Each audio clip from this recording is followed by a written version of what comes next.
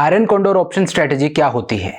देखिए, option trading एक risky venture है। यहाँ पर आपको प्रॉफिट तो बड़ा हो सकता है, लेकिन लॉसेस भी उतने ही बड़े हो सकते हैं। तो अगर आप एक एक्सपीरियंस ट्रेडर नहीं है तो एक गलत ट्रेड आपकी पूरी कैपिटल को वाइप आउट कर सकता है।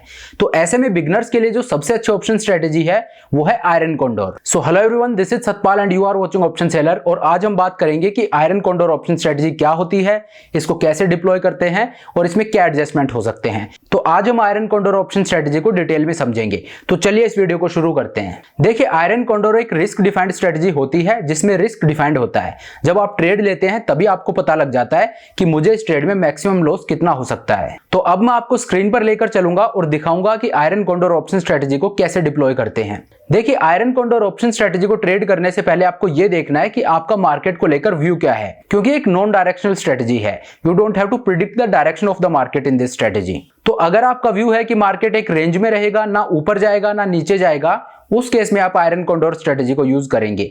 वहीं अगर आपका व्यू है कि मार्केट ट्रेंडी रहेगा तो उस केस में आप आयरन कोंडोर स्ट्रेटजी को यूज नहीं करेंगे। देखिए, निफ्टी ट्रेड कर रहा है 17,287 पे, 17,300 के आसपास निफ्टी ट्रेड कर रहा है और नीचे से निफ्टी काफी तेजी से ऊपर आया है। तो अब आपका मान लीजिए व्यू है कि निफ्टी नीचे से काफी तेजी से ऊपर आया है और यहाँ पर निफ्टी एक रेंज में रह सकता है थोड़े बहुत टाइम के लिए। तो यहाँ पे आप आयरन कोंडोर स्ट्रेटजी को डिप्लॉय कर सकते हैं। तो देखिए, निफ्टी है 17,300 के आसपास, तो यहां पर हम एक आयरन कोंडोर स्ट्रेटजी को ट्रेड करेंगे। तो अभी मार्च एक्सपायरी में 10 दिन बाकी हैं। तो ये मैं आपको ऑप्शन चेन पे ले आया हूं। निफ्टी है 17,300 पे, तो मैं 300 पॉइंट नीचे जाऊंगा, 17,000 की एक पुट सेल कर दूंगा। अब मैं 300 पॉइंट ऊपर जाकर 17,300 से ऊपर जाकर 17,600 की एक कॉल सेल कर दूंगा। तो मैंने क्या किया, निफ्टी 17,300 पे है, 300 पॉइंट नीचे जाकर 17,000 की एक पुट सेल कर दी और 17,300 से 300 पॉइंट ऊपर जाकर 17,600 की एक कॉल सेल कर दी।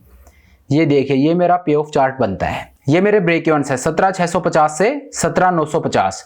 अगर इस रेंज में निफ्टी रहता है तो मुझे प्रॉफिट होगा और मेरा मैक्सिमम प्रॉफिट है 17,000 का। मान लीजिए निफ्टी अगले 10 दिन में और इसी रेंज के बीच में रहता है तो मुझे 17,000 का प्रॉफिट होगा। लेकिन अगर निफ्टी इस रेंज को तोड़ता है तो फिर मुझे मेरा जो मैक्सिमम लॉस है वो अनडिफाइंड है, मुझे कितना भी लॉस हो सकता है। ऊपर की तरफ भी मेरा मैक्सिमम लॉस अनडिफाइंड है और नीचे की तरफ भी मेरा मैक्सिमम लॉस अनडिफाइंड है। तो अगर इस रेंज में रहा तब तो मुझे प्रॉफिट होगा, लेकिन अगर इस रेंज को तोड़ता है तो मुझे हैवी लॉस हो सकता है। तो अब मैं क्या करूंगा, ये जो हैवी लॉस जो मुझे हो सकता है इसको कम करना है मुझे। तो मैं क्या करूंगा, मैं यहां पे हेजेस बाय कर दूंगा दोनों तरफ। तो देखिए, मैंने 17,000 की पुट सेल की है और 17,600 की कॉल सेल की है। तो अब मैं क्या करूंगा, 17,000 की जो मैंने पुट सेल की है उससे 300 पॉइंट नीचे जाऊंगा और 16,700 की एक मैं पुट बाय कर लूंगा। वही ऊपर की तरफ भी 17,600 की मैंने कॉल सेल की है, तो 300 पॉइंट ऊपर जाऊंगा और 17,900, 17,600 से 300 पॉइंट ऊपर गया तो 17,900 की एक मैंने कॉल बाई कर ली।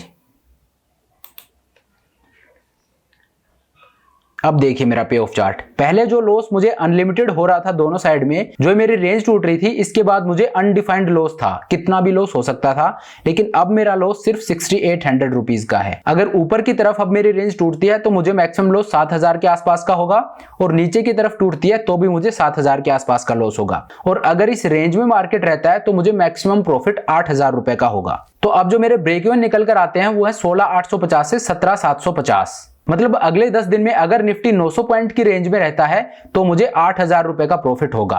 और अगर इस रेंज को तोड़ता है तो मुझे मैक्सिमम लॉस जो हो सकता है वो 6,800 रुपीज का है, ऑलमोस्ट 7,000 रुपए का लॉस मुझे होगा। तो देखिए, मैंने यहाँ पे क्या किया है, 17,000 की पुट सेल की, 17,600 की कॉल सेल की और फिर दोनों तरफ मैंने हेजेस बाय कर लिए हैं। इसलिए जो लॉस है जो पहले अनडिफाइंड था वो लिमिटेड लॉस हो गया। पहले ये स्ट्रेंगल था। तो आयरन कोंडोर जो होती है वो स्ट्रेंगल का मॉडिफाइड वर्जन होता है। मैं आपको दिखाता हूं।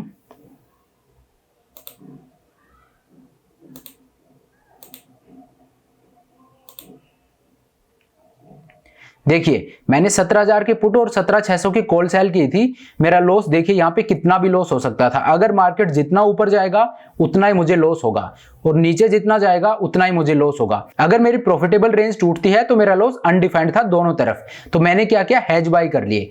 नीचे की तरफ 16,700 की पुट बाई कर ली और ऊपर की तरफ 17,900 की कॉल बाई कर ली, 300 पॉइंट ऊपर।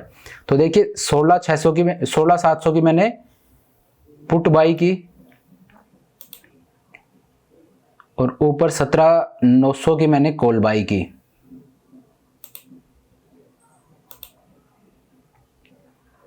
तो जो स्ट्रेंगल था वो अब आयरन कॉन्डोर बन चुका है। जो मुझे लॉस अनलिमिटेड हो रहा था वो अब लिमिटेड हो रहा है। सिर्फ 6800 रुपए का मुझे लॉस हो रहा है, ऑलमोस्ट 7000 रुपए का लॉस हो रहा है। तो ये होती है आयरन कॉन्डोर। अब आपने देखा होगा कि स्ट्रेंगल में जो प्रॉफिट हो रहा था ये करीब 13,000 रुपए का था, लेकिन अब सिर्फ 8,000 रुपए का हो रहा है। तो ये जो मेरा मैक्सिमम प्रॉफिट है ये करीब 5,000 रुपए कम हो रहा है। लेकिन आप ये भी देखिए कि जो मैक्सिमम लॉस है जो पहले अनडिफाइंड था, अब मार्केट कहीं भी जाता है तो मेरा लॉस भी सिर्फ 7,000 रुपए का होगा। तो आयरन कॉन्डोर में आपको प्रॉफिट कम होगा लेकिन आपका लॉस भी लिमिटेड होगा। और ये जो आपको मैक्सिमम प्रॉफिट हो रहा है 8,000, इसको आप कम नहीं बोल सकते, क्योंकि यहाँ पे आप देखिए इस आयरन कॉन्डोर को ट्रेड करने के लिए आपको जो मार्जिन चाहिए वो करीब 50,000 रुपए है। आपको 52,000 रुपीज चाहिए इस ट्रेड को इनिशिएट करने के लिए। तो 52 आपकी कैपिटल लग रही है, उस पर आपको 10 दिन में 8,000 रुपए का प्रॉफिट हो रहा है, ऑलमोस्ट 15% अपनी कैपिटल पे। तो आपकी कैपिटल पे आपको 10 दिन में 15% का रिटर्न मिल रहा है।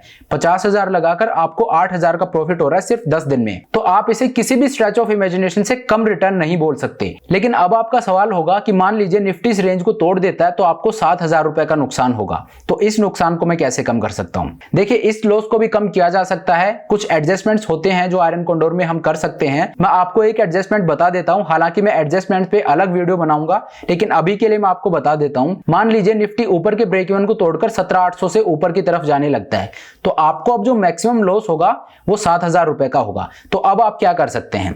देखिए निफ्टी ने ऊपर की तरफ तोड़ा, आपने हेजेस बाय किए थे, आपने 17,000 के पुट 17,600 की कॉल दोनों सेल की थी, और फिर आपने हेजेस बाय किए थे दोनों तरफ। नीचे की तरफ आपने 16,700 की पुट बाय की, ऊपर की तरफ 17,900 की कॉल बाय की।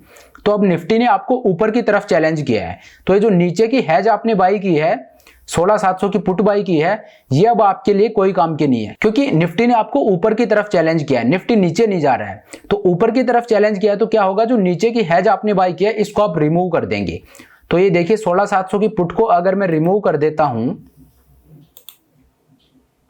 तो अब देखिए पे ऑफ चार्ट, अब आपको ऊपर की तरफ जो 7,000 का लॉस हो रहा था अब वो लॉस सिर्फ 1,200 रुपए का है।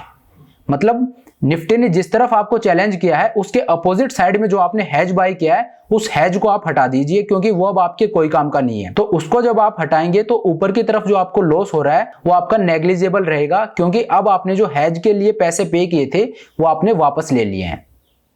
तो ये देखिए 7,000 रुपए का आपको लॉस हो रहा था ऊपर की तरफ। अब अगर निफ्टी ऊपर कहीं भी जाता है तो आपका मैक्सिमम लॉस सिर्फ 1,200 रुपए का होगा। और अगर इस प्रॉफिटेबल रेंज में अब निफ्टी आता है तो आपका मैक्सिमम लॉस भी वापस बढ़कर 13,700 रुपए हो गया है। तो ये होती है आयरन कॉन्डोर जिसमें लॉस डिफाइंड होता है। और बिगनर्स के लिए स्ट्रेटजी बहुत अच्छी है क्योंकि इसमें लॉस डिफाइंड होता है। हम ये मान के चल रहे हैं कि बिगनर्स को बहुत ज्यादा एडजस्टमेंट करने नहीं आते, तो मान लीजिए मार्केट अगर आपकी प्रॉफिटेबल रेंज के बाहर भी जाता है तो आपकी कैपिटल वाइप आउट नहीं होगी, क्योंकि लॉस लिमिटेड है। तो बिगनर्स के लिए स्ट्रेटजी बहुत अच्छी है। हालांकि आज मैंने सिर्फ बेसिक्स को कवर किया है कि आयरन कॉन्डोर क्या होती है, इसको कैसे डिप्लॉय किया जाता है। मैंने एक छोटा सा एडजस्टमेंट आपको बताया है, लेकिन आयरन कॉन्डोर को कैसे एडजस्ट किया जाता है और क्या क्या एडजस्टमेंट हो सकते हैं उस पर मैं एक अलग वीडियो बनाऊंगा जिसमें मैं पूरा एक्सप्लेन करूंगा कि आयरन कॉन्डोर को किस तरह से एडजस्ट किया जाता है अगर मार्केट आपकी प्रॉफिटेबल रेंज को तोड़ता है। तो चलिए इस वीडियो को यहीं खत्म करते हैं। Thank you so much for watching the video. I hope ये वीडियो आपको पसंद आया होगा। अगर वीडियो अच्छा लगा तो मेक श्योर आप वीडियो को लाइक करें, चैनल को सब्सक्राइब करें। This is Satpal signing off.